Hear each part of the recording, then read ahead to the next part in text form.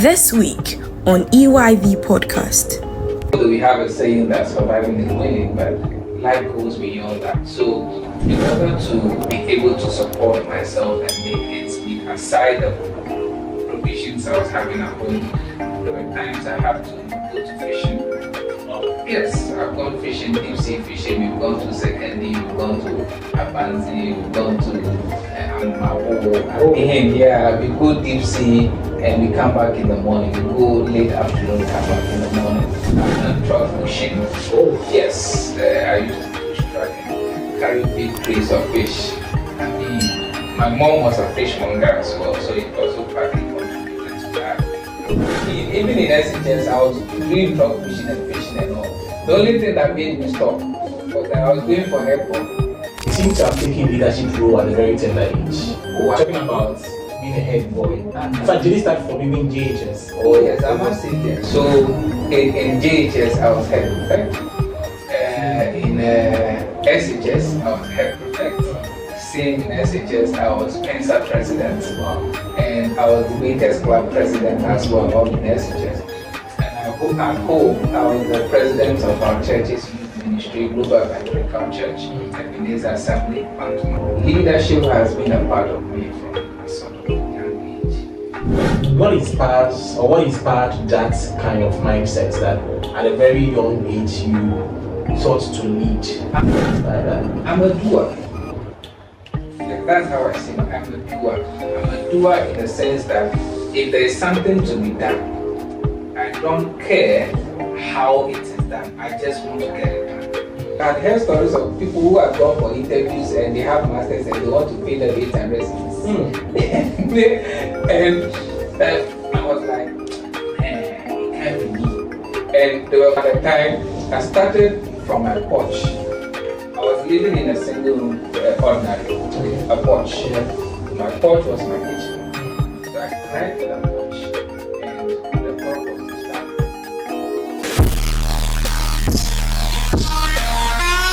Yeah, so we are going to have a conversation on this episode. And yes, are you a student who is yet to find your purpose? Is it something that you've been pondering over? And as we all know, in our part of the world, anytime we are done with school, the first thing that comes at the back of our mind is to go look for a job. But this is someone who defied the odds. He took a different approach, and today we are going to delve deeper into how he started and what the journey has been for him so far. I go by the name Baripokubama Shandy Menchi, or Shandy for short. Joe, welcome. Thank you very much. Charlie, you are looking nice, bro. Oh, thank you. I'm looking back. Maybe I'm dropping big money. Who is Joe? I would say Joe is a very humble man. I don't think I qualify to call myself a man. Maybe I should say young man. A young man. A very humble young man who is passionate about business and communications. These are the key things that drive my career path. I'm also somebody who is very generous, and I tend to care a lot about people. For which reason, every time I find myself in any position of leadership, I try to give it back. So simply, I would say I'm a very humble and passionate young man who wants to make an impact on human life. Wow, that's very exciting. Let's take a step back. How was your upbringing like? How did Joe start in our from where and how? Just take us back. How did you come out here? I would say that I'm a hustler. I swear, like I'm a typical hustler. Wow. Because although I was born and raised among planties, particularly at Albina, and that is where I schooled and completed, in fact, to high school. I spent most of my time in Albina. And we all know Albina to be a fishing community. Yeah. So growing up, I'm not from a rich home, but I'm also not from a poor home. Yeah. So I would say that for what to eat and survive, we've had, okay. But life goes beyond just survival. Okay. Although we have a saying that surviving is winning, but life goes beyond that. So in order to be able to support myself and make ends meet aside the provisions I was having at home, there were times I had to go to fishing. Yes, I've gone fishing, deep sea fishing. We've gone to Secondary, we've gone to Abanzi, we've gone to Amapo. And yeah, we go deep sea and we come back in the morning. We go late afternoon, come back in the morning. I've done truck fishing. Yes, I used to push truck and carry big trays of fish. I mean, my mom was a fishmonger as well, so it also partly contributed to that. I've done masonry, I've done carpentry. I mean, anything I can lay my hands on to gain something small in order to support myself. And I would say that I've also been fortunate enough that throughout my academic journey, I've had financial support via scholarships. I got my first scholarship when I was in GIJ, and I was the first to have had such a scholarship because the scheme at the time was for high school. But there was a situation where my dad was being transferred from Cape Coast to Rwanda, and I refused to go with him. Wanted to stay with me. Both were separated at the time, so I wanted to stay with my mom. So the white men who were providing the school scholarship decided to give me a scholarship that would entice me to stay. So I stayed, completed, went to high school, had a scholarship, same had a scholarship to the uni. So for my academic life, I have not really struggled in terms of fees. The only struggle has been where to get money to buy books, to buy shoes, to buy uniforms and all that. And my mom had also been battling with some ailment for about 11 years before she died. So life had been partly tough because sometimes all the money has to go into the medical bills and all those things. So as a young lad, Charlie, that means what shit. I don't lie. Like listening to your story, you seem to have had a lot of things going up, going on in your life. A lot. At a very young age. Yeah, a lot. Because while you have your academic, you also have to do something on the side to balance it and all that. So it hasn't been flamboyant like that.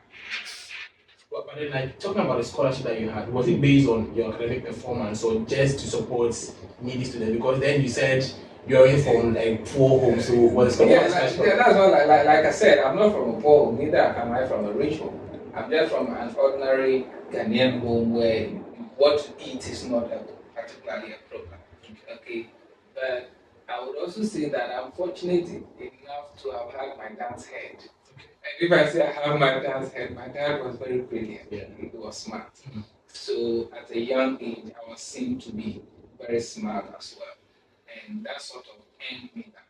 And you know, my dad's transfer was also going to affect my finances because whoever was funding my fees at the time was leaving the town. And you know, getting transfers down here was going to be a problem, and my mom not financially stable and all that. So these guys, tomorrow stars to be precise, so that need to assist me financially so that I could focus on studies.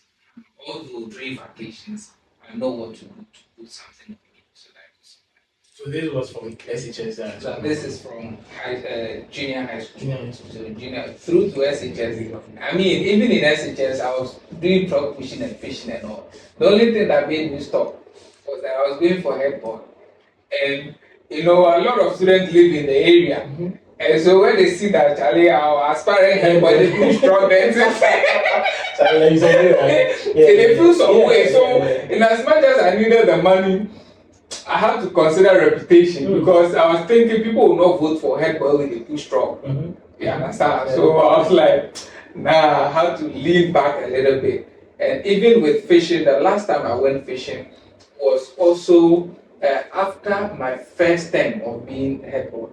And I never missed school's reopening. The last time I went, we were at Secondary for 4 days. Secondary temporary harbor. That was where we landed because the fish had moved towards that part. So we were moving to Secondary often. So we were there for like 4 to 5 days. And the next day we were reopening school. And we wanted to go and come back again. I was like, nah, it ain't gonna happen. I took a car. I didn't join the boat.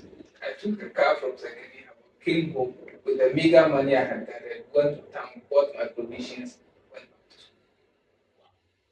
One of the things that struck me, in your early statements, you seem to have taken leadership role at a very tender age. Talking about being a head boy. In fact, did you start from even JHS? Oh yes, I must say yes. So in JHS, I was head prefect. In SHS, I was head prefect.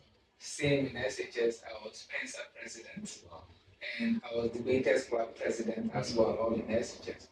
And at home, I was the president of our church's youth ministry, Global Evangelical Church, Ebenezer Assembly, Bantman. I was the president as well. So for me, leadership has been a part of me from a sort of young age. What inspired that kind of mindset that at a very young age you sought to lead? What inspired that? I'm a doer. That's how I see it. I'm a doer. I'm a doer in the sense that if there is something to be done, I don't care how it is done. I just want to get it done. So most of the time, if I have to descend into the gutters to get a job done, I'll do it. You know, followers want to see that in people who lead them. Yeah. They want people who are down to earth and can come down to their level for them to get things done. And I clearly do that. So way back when we have to weed and all, I didn't have issues with weeding. If it's a group that has to weed and there are some people who are handicapped because they are DPs and they cannot weed, I will grab the cutlass and weed the thing finish. Wow. Sharp. I will, if we have to scrap or descend into gutter, I will be the first to descend to the gutter and scrap. So usually, I believe that people want to see that about their leaders.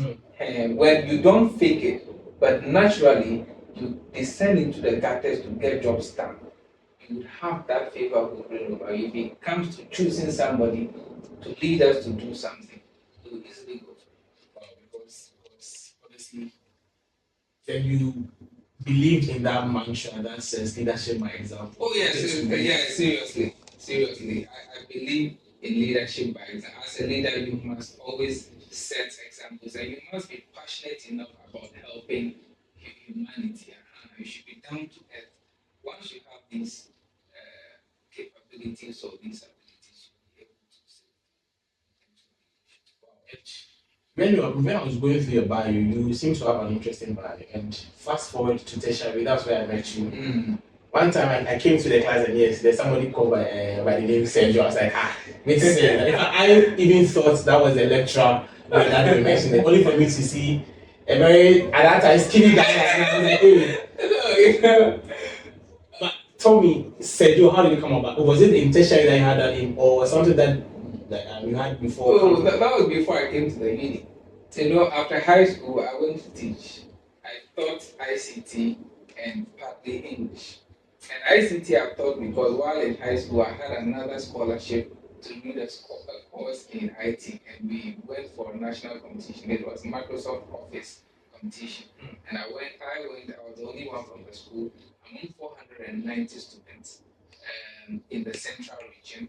About 4 of us qualified in the central region. Among 490, only 4 of us qualified to the nationals. So with that background, I went to teach at my former school as a teacher for a year in order to raise some funds and prepare myself also for tertiary. That is where I got the search. And still on your leadership role, you were the class rep. Yeah. Let me tell you an interesting story. Take us to the interesting story about leadership in the tertiary. You should, yeah. So we come to class first day, and here's this young man or young boy from a village at Omina. And I enter the class and I see these fine, pretty girls and these big boys. Frankly, from young age, Okay. 1, I see myself as Mihon Yefe. Yeah. 2, I see myself as Mifi Grassy, like I come from a village and you know, that kind of thing. So when I entered the tertiary, I felt a bit taken aback because everybody seemed like DPDs in the mind, Accra guys and things. Yeah. So I was feeling a bit down. So first day in class, then Ejening walks in and said that he's come to conduct election for class rep. And by then, some people have already formed groups. Okay. And me, way back, I've been class prefect. So I had some sort of experience in leadership. And I told you I was head prefect and all. So I had some sort of experience at the time. So he said, I'm going to give you 1 minute. Come and convince the class why they should vote for you. I don't know. I'm sure you also went out. So we're given 1 minute to come and campaign. Yeah. And you have to be nominated before you go out there. And here is me. Nobody knew me in the class. So people were nominating. They nominate Benoni, they nominate Nabe, they nominate you. And me, I want to be nominated, but nobody knows me. Yeah. So there's this guy, Daniel, sitting beside me. He's also one quiet guy. So I was like, Charlie, nominate me. He was taken aback because he doesn't know me. You have to say something about the person in terms of why you are nominating the person. And he really doesn't know me well. And he didn't know anything about leadership in terms of me. So he was a bit taken aback. And I forced him, don't worry, just nominate me. I will handle the rest. Because if I nominate myself, it's a no. Means I don't have support. As a leader, you must have support. So if I don't want to nominate myself, you nominate me. So he also gathered courage and they went out there to deliver 1 minute speech. I'm sure it is the speech that made the difference. Because all the other guys went and some were talking, if you vote for me, I'll do this. And I thought, like, no, people want to see a very humble and mature person. And so I felt like, let me just go into my archives and speak something out for a minute. And I read the mood in the class. The whole class was quiet. When I was talking, there was no you thing. So when the guys came out, they were like, Charlie, if we know you were going to talk, I wouldn't have gone for this election. In fact, like everything he came to say, he rubbish everything we had come to say. So it wasn't surprising when we went in there and I voted for. Talking about empowering your voice, there's something that struck me when you were speaking that you had to tell Daniel, like the other guy that spoke to nominate you. Yes. This was you believing in what you had, capabilities. Yes. And even though they are not experienced the you in you, or the leadership side of you, you had a way to empower that voice, inner voice that, hey, put me on there. Yes. What I wanted is give me the platform. Because it was also a political decision. If I know there was a chance for me to nominate myself. But if I nominate myself, it's a blow. Because I don't have support. Yeah. And he also wasn't seeing who I was. He hadn't experienced me, so I had to push him. Just give me the platform. I will handle the rest. And that's exactly what happened. And that's very. And fast forward, you became a student leader. Yeah. So fast forward, there were calls that I stand for S.R.C president, partly because of how I handled the class, and our class was gaining name, particularly for end of week studies. So every Friday we were gathering, meeting in the class.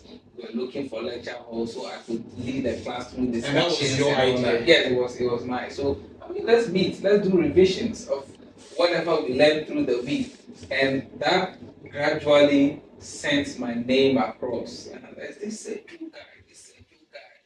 On top of that, there was one summer course called Logic and Critical Thinking.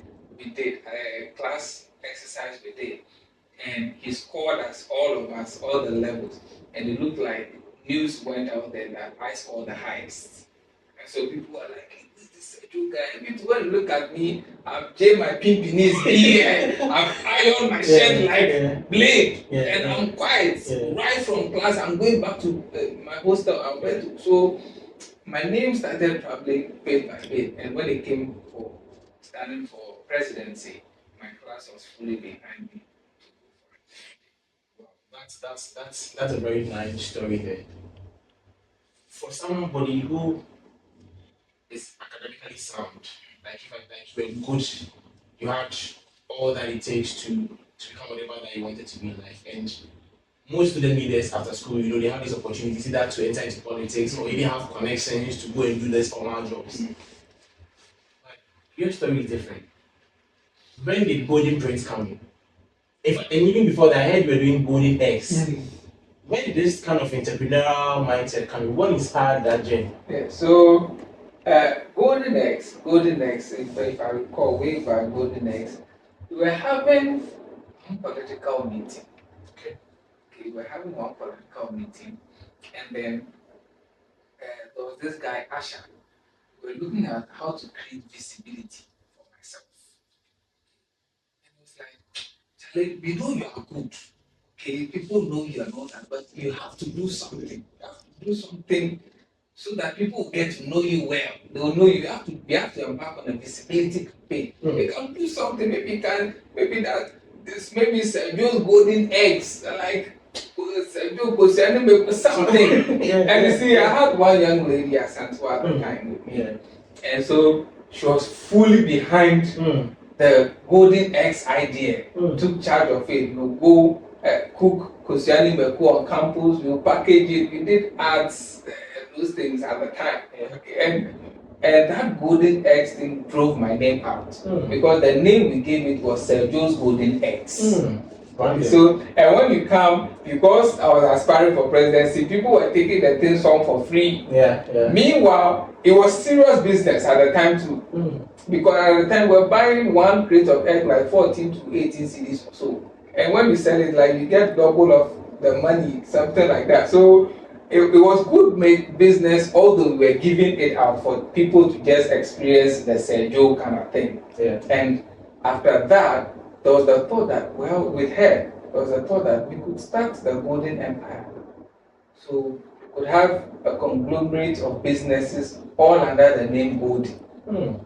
Okay, so that is where the birth of building anything around Golden came our way. So even after S.R.C presidency and all, when I completed school, there was a chance for me to apply for jobs and a lot of my colleagues were sending me jobs. I was fortunate that even right after my degree, I had a scholarship from the Lebanese embassy, which I didn't have while doing my degree, in addition to the scholarship I was on to do my master's. So after my master's, there was a chance for me to apply for jobs. And I know that some jobs at the time, I heard stories of people who have gone for interviews and they have masters and they want to pay them 800 cedis. And I was like, nah, it can't be me.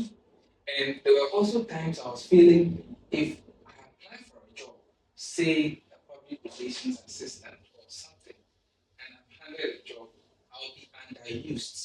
I'll either be underused or overused. Let me explain. If I'm limited to a certain role, I feel like there are other things I can do because I'm a man of many talents. There are other things I can do, but now within the remit of that office, I'm limited to only an aspect of what I can do. That's one. I'm being underused. Now, when people also get to know that you can do a lot of things, they will force you to do things that you are not even paid for. That's how employers are, what I think. Okay, about a lot of employees. So you may be overused or underused, and these thoughts were getting to me. On top of that, I see myself as a leader, and a leader in any form. It can be academic, it can be religious, it can be business-wise. So I was like, well, while on campus, I was printing for my class. I could print the assignment because I, Fire, and I think Adam, we had 3 guys. We had bought one small printer that we wanted to do publications. So I was like, I can be printing way back on campus. I was printing assignments with this small printer and delivering it to the class. So I saw that there was market in the printing business. So I was like, you know what? Even while doing my master's, about to complete my master's, I was like, let me start printing. So I helped one of my mates through the exam. We did rotations and things together, and she signed me a check of 1,000 cedis. And I had saved like 500 cedis. So I added that to it. I went to academy and I bought the second-hand photocopy machine, black, only black. So at the time, I started from my porch. I was living in a single room, ordinary, with a porch. My porch was my kitchen. So I cleared the porch, and the thought was to start printing from my porch. So my main room is inside. Toilet and bath is outside, so I share it with the people. It's in been the all that. you get it. But my porch I cleared and then set up one desktop I had when I was S.R.C president and one photocopy machine. And the starting was not so easy because I wasn't getting market like that. People don't know me. I did one small signboard and put it at the junction. So you're hoping that by and by it would pick up. So the thought of the name also came in when I remembered, or even still in a discussion with the young lady at the time, that we wanted to start the Golden Empire. So why don't we have the name Golden Prince? And I felt like I also didn't want to limit myself to only printing because I have a master's degree in public relations and I have a first degree in communication studies. I specialize in journalism. I qualified to call myself a communication expert. Yeah. And not necessarily an expert, but at least a consultant. Yeah. So I was like, well, then let's do Golden Prince and Communications. That is the best of the name, and that is how Golden Prince started.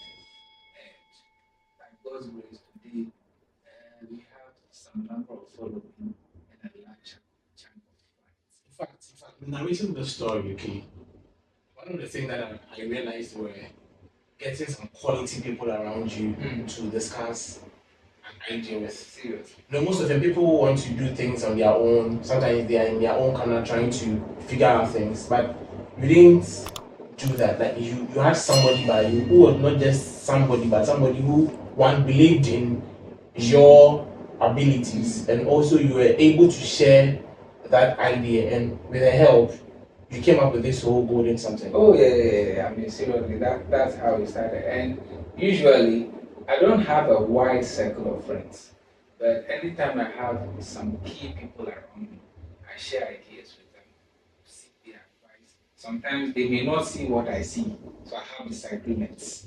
And sometimes I also want to see what they are seeing, so we have disagreement. But in the end, we are able to find a certain resolution, and then sort of arrive at something that push us forward, push a certain ground we want to go for. So I thought that I've been a leader all my life, and so even in business, I can be a leader instead of being employed.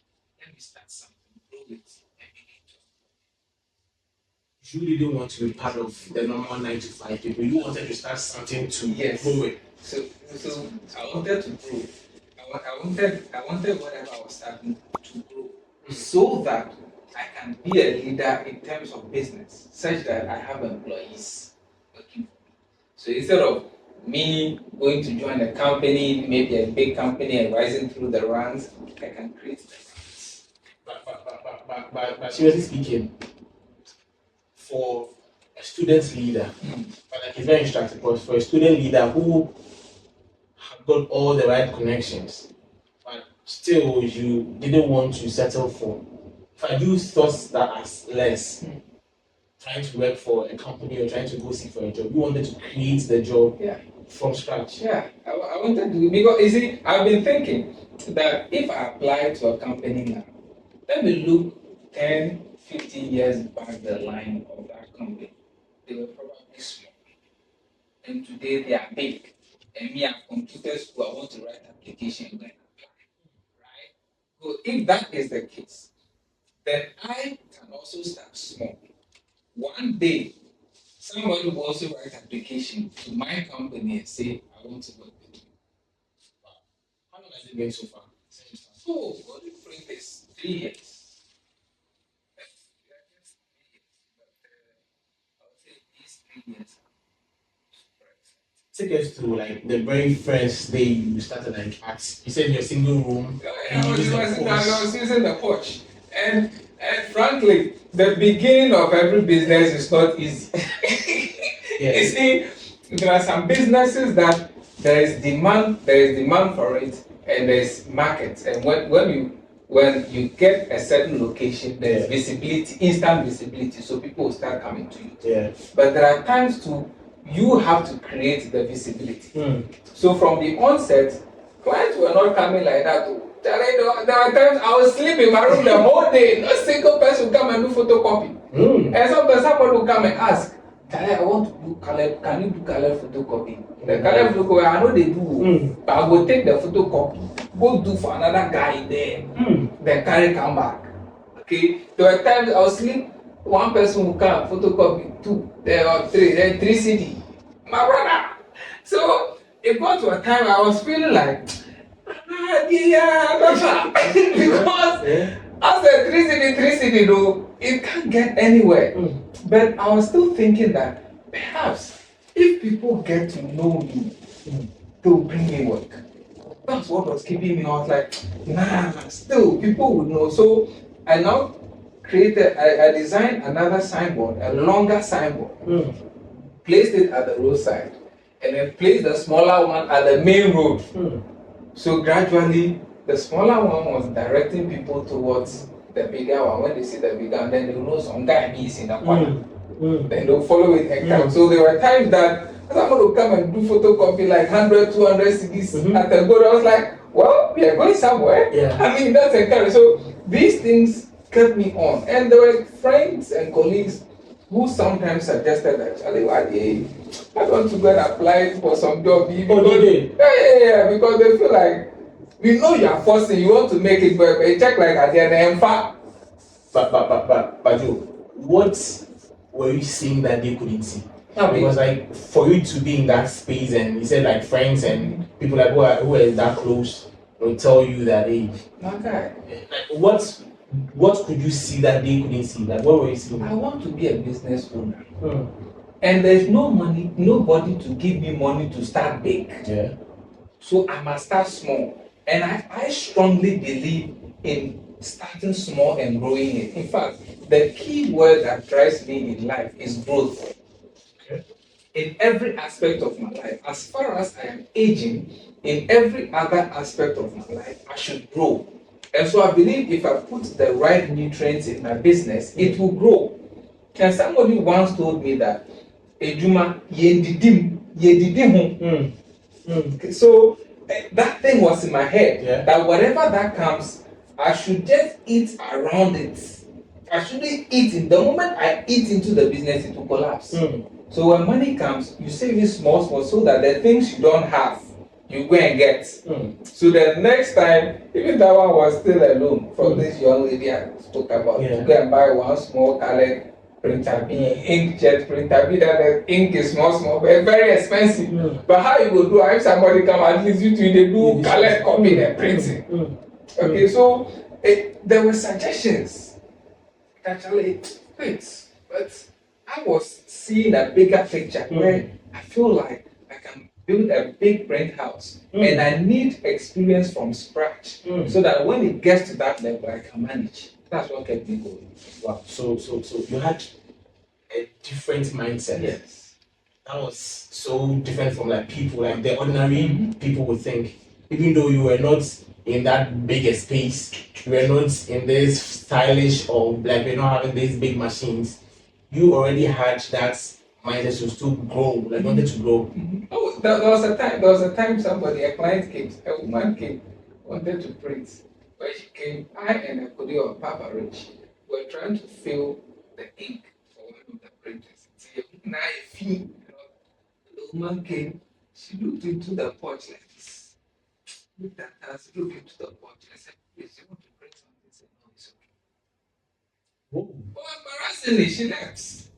Because I would hear the kind of punch, some wasabi, and that kind of environment we were operating at the time. But that's what we had. And that didn't really let me down or so, made me feel so down. No. I was like, that's one client, another client will come. And the others were enjoying my service. But because you see, a lot of printers don't have this rich academic background. So when somebody comes to you and you have an impeccable way of writing English, especially maybe they want to write a letter, or they even want you to print something for them, but you spot a grammatical error and correct it. They want you to write something and you're able to do these things. They tend to like your service compared to the others. Others just issue and print.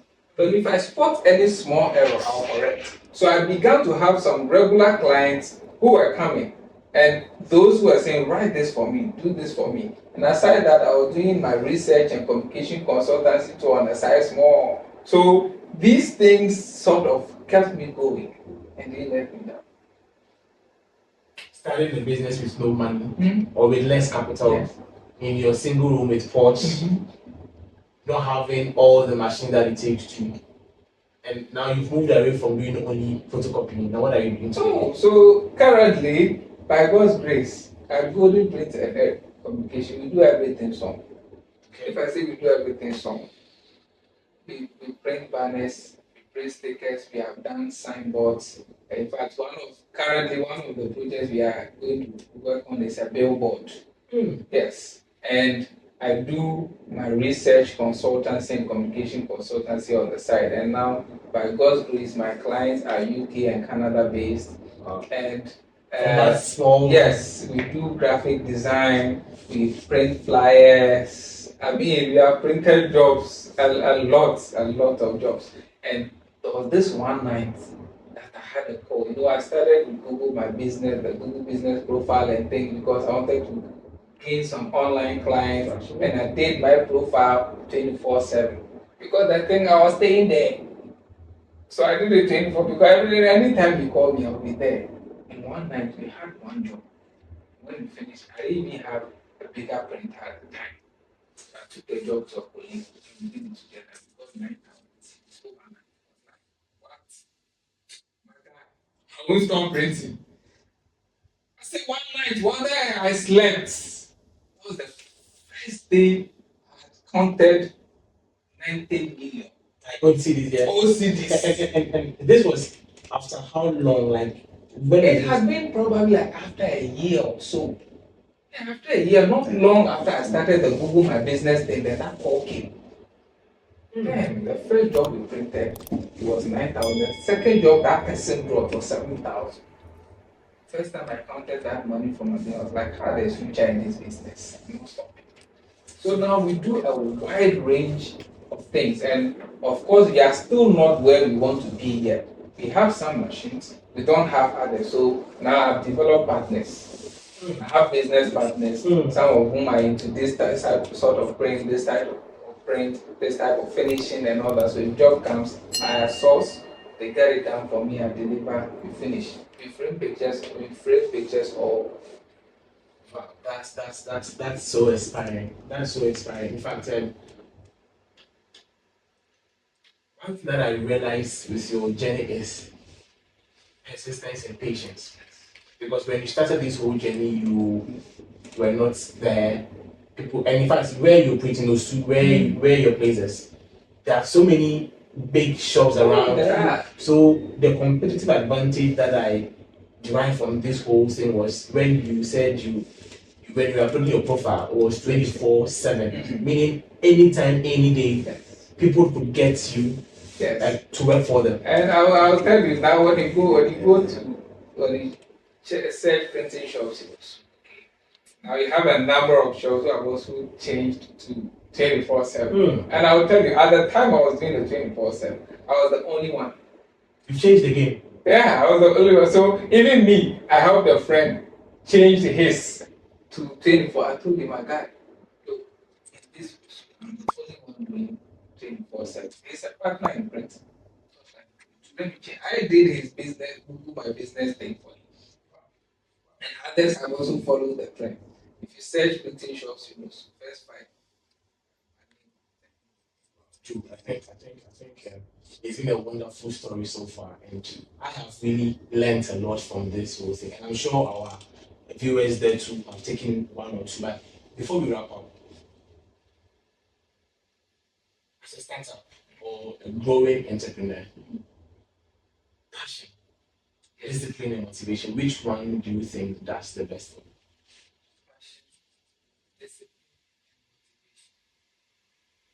I'm not supposed to choose all three. To choose one, or I can choose all three.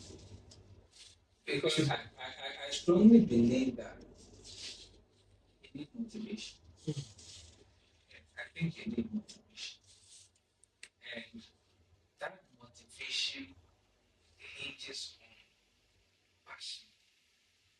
eventually build discipline. So I'll say that because motivation can be internal or external. Somebody can tell you whatever to drive you.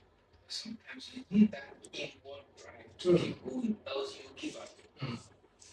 If there's not that inward motivation, I'm telling you, you're gonna give up. Because at the time that one day I slept all day and not a single client came. If I was somebody, I would have lost hope. But like, if today we didn't catch fish, perhaps my fisherman background also helped because there were times we went to sea and caught no fish. Wow. But the next day we go fishing again. So I was like, if today didn't work, tomorrow may work. So if you have that motivation, that inward drive, which hinges on the passion you have for what to do, it will obviously do this. Thank you very much, Eddie, for coming. In fact, it's wonderful. And to you out there, if you stayed with us throughout this journey, we want to say a very big thank you. And I'm sure you've enjoyed this particular conversation we had here. And this and many more is going to come your way on this particular channel, the EYV podcast. Together with the Empower Voices, have a mindset change and also develop ourselves so that at least we can take the world by storm, especially as Africans and youth as well as that. I go by the name of Shandy, and we're going to catch you same time next week. Bye bye for now.